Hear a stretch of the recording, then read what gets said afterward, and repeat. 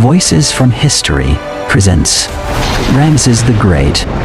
What if I told you that over 3,000 years ago, one man wielded power so absolute, built monuments so colossal, and cast a shadow so long that he essentially carved his name into the very fabric of time? A man whose ambition wasn't just to rule, but to become a god, not just in title, but in the minds of his people and the annals of history itself. This isn't a myth. It's the astonishing reality of Ramesses the Great, the legendary pharaoh of ancient Egypt, whose life story is a masterclass in psychological warfare, monumental legacy, and an unquenchable thirst for immortality. But beneath the gilded crowns and towering statues lay a man driven by anxieties, fears, and a fierce determination to never be forgotten. And the true secret to his enduring reign, a secret that transcended military might and endless resources, is something few historians fully articulate. So, strap in, because we're about to journey back to a world of sun-drenched sands,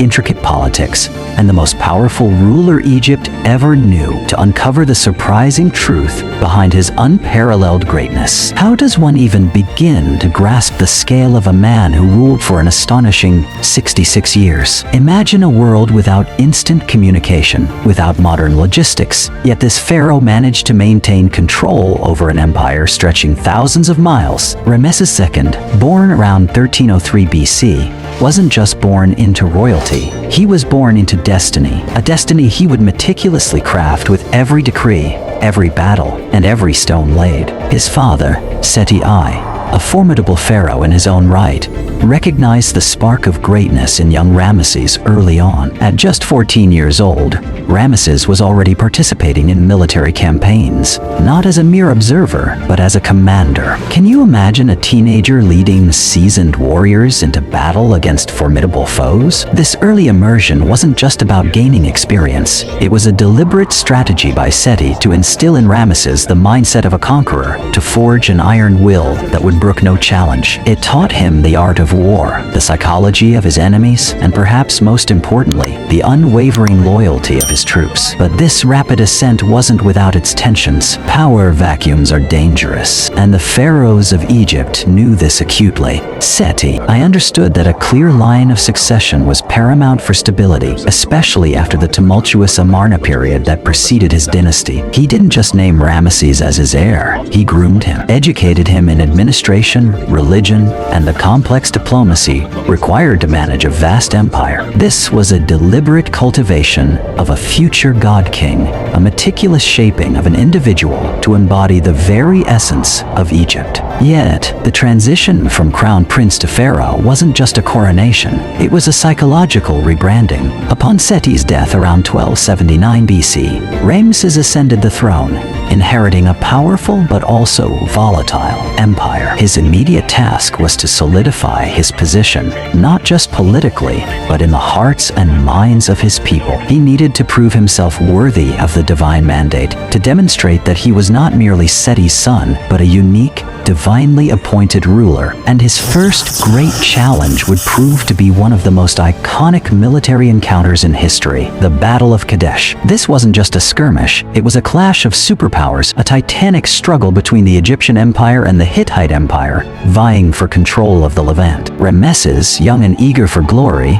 marched his vast army north. But what happened next would test his leadership, his courage, and his strategic prowess like never before. We'll dive into the heart of that battle in just a moment, but first, let's consider the sheer logistical genius required to move an army of tens of thousands across deserts and into enemy territory. It speaks volumes about the administrative capabilities of Ramesses and his command structure. The stakes at Kadesh were astronomically high. Control of the Levant meant control of vital trade routes, access to resources, and immense strategic advantage. For Ramesses, it also meant proving his mettle as a warrior pharaoh, a true successor to the great conquerors who came before him. The Hittites, under King Muwatalli II, were no pushovers. They were a technologically advanced, militarily formidable foe. Their chariots were heavier, designed for charge, while Egyptian chariots were lighter, more agile,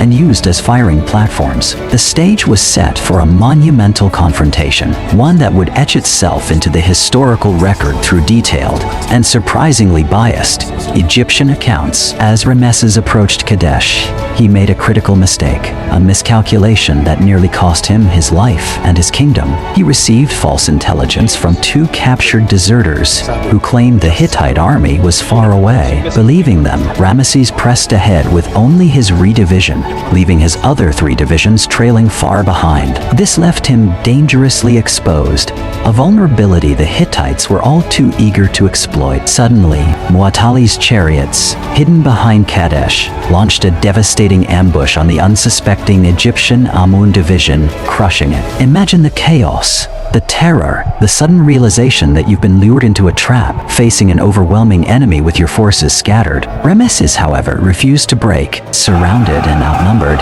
he personally led a counterattack, rallying his remaining forces with a ferocity that defied the odds. He famously recounted praying to Amun-Re for strength, declaring, "No prince stands beside me, no charioteer, no officer of the bow, no foot soldier." This wasn't just propaganda. It was a raw, visceral moment of leadership, of a pharaoh fighting for his very survival. His personal valor, combined with the timely arrival of reinforcements, the Nefertari troops, turned the tide of battle. The Hittites were pushed back, their initial advantage lost. The battle ended in a stalemate, with both sides claiming victory.